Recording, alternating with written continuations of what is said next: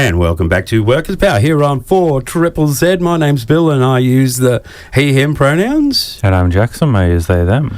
We noticed that there was a bit of a victory that happened in Western New South Wales, where a federal court had recognised Four Nations clans a 95,000 square kilometre native title claim. And I met one of the First Nations persons affected and involved with the struggle out at Deebing Creek. I met Caroline, and I thought I'd send them a message, and we've got them on the phone today. You there, Caroline? Hello. Hello. How you going? Yeah, we're doing very, very well. Thank you for taking the time out to have a chat with us today. No, that's okay. Could you do a bit of an intro, just let people know, where you're from and that type of thing? Yep. My name's Caroline Kirk, nee Demery. I'm a First Nations. I come from Ngemba Nation, which is from Gundabooka Mountain, outside of Burke, and from the fish traps in Brewarrina. My grandmother comes from there. And my grandfather comes from Gundabooka Mountain. I've been standing for country most of my life. My family, my husband, myself and my son and my little girl, we go out and protect country. Went out to Deebing, that's where I met you. We were standing for the Deebing Creek. The developers ended up winning out there, but I come from out northwest, but we've got a big win from the government. We got a self-determination for the Ngiyampaa, Wangaaypuwan and the Wayilwan tribes out that way. Four tribes went into one so that we could get our claim. That's an amazing... And was that a show of solidarity with the four clans coming together? Oh, yeah. We could have went through and done it on our own, but it makes us stronger when there's four clans in it. And now we've got the foot in the door, so the door will never, ever shut on us. As for the miners, the companies, they have to approach us now in coming in to do anything on the land, whereas before they could come in and just go through and take what they want. So this is the claim that we've won, and no one can come in unless they approach the native title applicants. Yeah, so that's obviously a pretty huge impact, getting to decide what happens on your land. How else will this impact the lives of you and the other people who are part of this claim? Okay, with this claim, we all meet. We'll be meeting every couple of months, once every month or so. And this gives us the entitlement so that there are lots of pockets in the area. We can go home and we can sit on the river and teach the kids. We can bring the culture back to teaching of kids. When my grandfather was a black tracker, his name was Frank Williams, and Tracker Frank Williams. But we couldn't do anything when he was working as a tracker. For him to be a policeman, he had to swallow his pride and never go back to his land. And he made that decision to allow his kids to be able to go to school and learn. And he would have thought, well, the only way we can beat these fellas at their own game is to teach them and to learn so that they can learn and stand up, and this is what's happened. Oh, yeah. So it sounds like, you're sort of fighting with the tools that you gained from that in order to be able to continue to practice your own culture then? Yes, love. The thing is, we need to bring back for the young fellas, because now today you've got no respect in the communities from the young fellas with this academic, with the ice and the drugs, you know. Now it's time for us elders to come in and say, well, rightio, come and learn this. This is something that you will follow and put it into your life, and it'll be taking them out on country, teaching them how to make the weapons that they'll use, the boomerangs and so forth. You know, and it gives them self-esteem by knowing that we're allowed to learn our culture. Because when my grandfather was in there, he wasn't allowed to teach his kids, my mother and her brothers and sisters. He wasn't allowed to teach them the language. He wasn't allowed to go and teach them how to track. And that's how come we don't know, is because my grandfather wasn't allowed to teach us. But there again, our grandmother, she taught us how to do the bread, how to do the cooking, how to do things, but she wasn't allowed to take us out and teach us. And this is the wrong thing, you know, throughout society, that it's wrong to stop people from learning their culture. It's wrong for them to stop us learning our language. And this is what it is. We've got an opening now with this native title, so that no one can say to us, oh, you can't teach that, you can't go and do that. Well, now we can go and do it. We can go out to do fishing. We can go out and do things that we weren't allowed to, which gives us our priorities, and we can walk on that line of standing for country and standing to say, no, you can't go in there and rip that apart. It's really awesome that you've won these freedoms for yourself. I'm wondering as well, can you tell us a little bit about the country that you've just won recognition for? Like, what is the land like there? Well, it's like a desert sort of thing, but there is a river there. There's lots of rivers. As it is today, we couldn't just walk in and go down to the river because we had to open gates and shut gates from the farmers.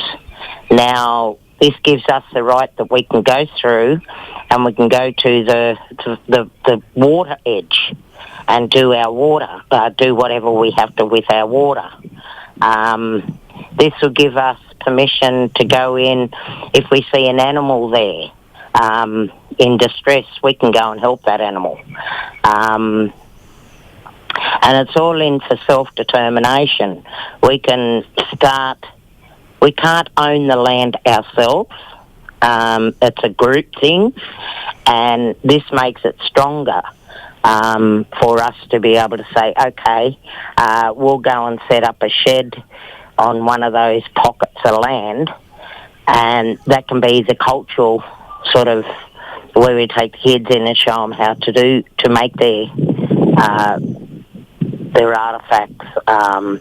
We can go in and we can teach the weaving of how we used to be able to get our things.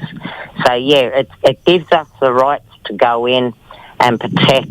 Now, most of it is like desert, but if you're going down through to Nyngan, Ivanhoe, well, there's gold on the land.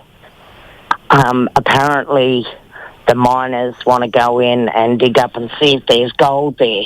This gives us the right to say, no, if you go in, you have to pay so much back to the Ngemba nation, to the Ngiyampaa nation, to the Wangaaypuwan nation, to the to give them money as in royalties. The money isn't given to everybody.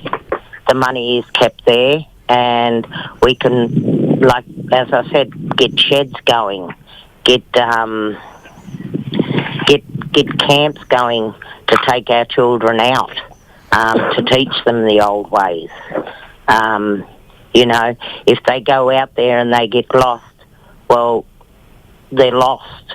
So we teach them to go out and to find their way back, because you always got to look back to where you come from. Yeah, that's fantastic. Yeah, it really is, because there's a lot of self-determination within that. Not only these miners coming in, not only can you be a scrutiny. Oh no, you can dig there, but you can't dig there. But you also sharing the wealth and they have to actually pay the rent, and you can use those resources to enhance the culture and connect people to the country. That's fantastic. That's right. That is so true, and that's what we are trying to teach. A lot of people say, "Oh, but our elders didn't want it." Well, our elders wanted something for their future generations. Now, that was why they put their claim in the old days. And this is what I'm saying is, we have a door open now that can't be shut again. We've always got that stopper there to stop that door from shutting. And it is about our younger generations learning. And it is to bring them up to where they should be, not in a lost soul, We need our young ones to understand that our old fellas went through the breaking and the heartache. My grandfather used to sit out 90 k's from the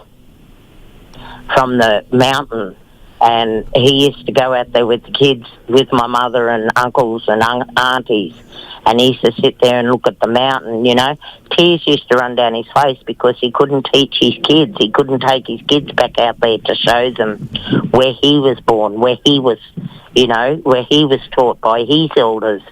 And this is what part of the answer is, that we can now go out there and we can go out there and teach, and we can go out there and show them, you can eat this but you can't eat that, you can drink this but you can't drink that. And this is something that the young ones need to know, because if they have their culture, they've got everything. If they've got no culture, well, what's the use, And they can see the crying and the upsets that the elders had of being very quiet. Now, them fellas, they weren't allowed to talk. They never had a chance to talk. It's now the 20s, so therefore we should be able to talk. We can stand up and say enough is enough. We're not going to go and take all the land off everybody that's got the land there. It's not about that. It's about sharing and stepping ahead together. And it's not theirs and it's not ours. It's our future kids. It's our generations to come. And I'm a fourth generation, from my elders. So therefore I'm only young, but it's what I know and how I go and do my protecting that brings me up to being an auntie. I'm only 62, so, I'm only a young girl, but I'm old than the younger ones, you know what I mean? And to keep that knowledge going, that's what we need, is for the knowledge to be kept into the kids, so that they know where they come from, they know who their heart belongs to. Yeah, that's really beautiful, and it's exciting that you've won something like this, and that it's gonna have all this huge impacts. So I'm curious now. How did you win this? What processes did you have to go through? What strategies and tactics did you have to use to gain this huge victory? Well, what we done was our cousins, well, I can only say my cousins because I've got no more aunties left and uncles. But our cousins and my aunties and that, they put in the claim years ago. Okay, so this has been going on for 12 years, this claim that we've won, and it brings the families back together and shows them who they are, you know. Even though they're not brother and sister or first cousins, second cousins, we're all come together now as one, and we can walk as one to share what we've got. And bring the other fellas in, you know. They can't come in and different people from other tribes can't come in and claim other people's land.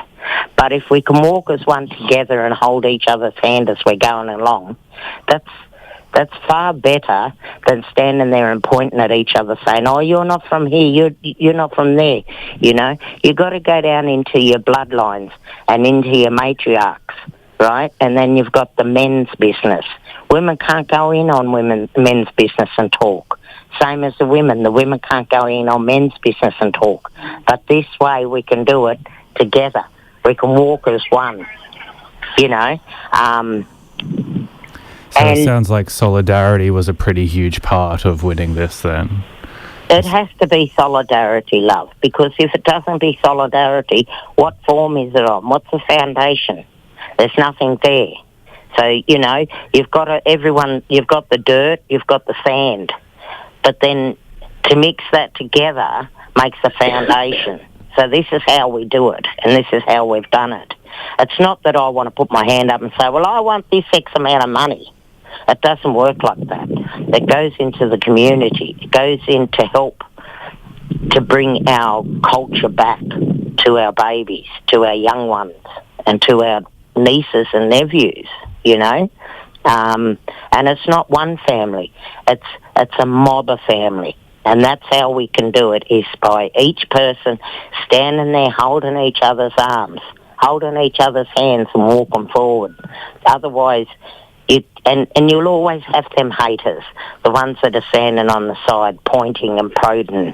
You know, you'll always have that because nothing can go perfect. You know, there's got to be hiccups. There's got to be ups and downs. But if we can walk as one together, mate, we're very strong. And this is how it's got to be throughout Australia. We've all got to step together. We've all got to be... I've protected all over Australia, in Western Australia, Queensland, New South Wales.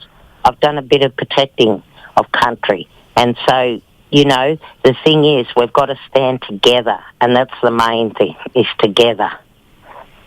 Well, we totally agree here. That's awesome. We're both in awe in here of these words. We want more of it. Thank you so much for coming on and sharing with us.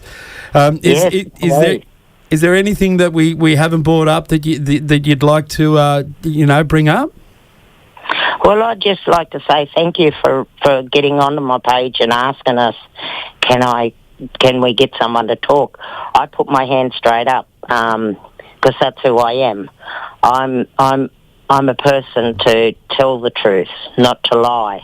And I can go back to my grandmothers and my great-grandmothers, you know, and they were storytellers. We never had books as in reading and writing. Our stories were taught on the like, where they done the cave paintings.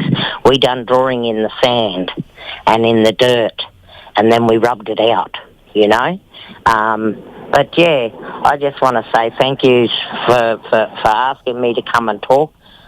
You can grab me any time because I go down to Gumbaynggirr land. That's where my little girl comes from. She's a Gumbaynggirr Bundjalung girl. So we go down there and do a lot of standing for her, for the country, for the koalas and the flying foxes and all the different things down that way. But yeah, any time, you can ring me and I can tell you yay or nay. No, thank you. That is wonderful. A beautiful invitation, and we'll keep our eye out, and we'll take you up on that. And we love to chat to protectors here on Workers Power. You're a really, really important part of our community. Yes, yeah. Well, I try to be. I try and go around and do a lot of talking if I can.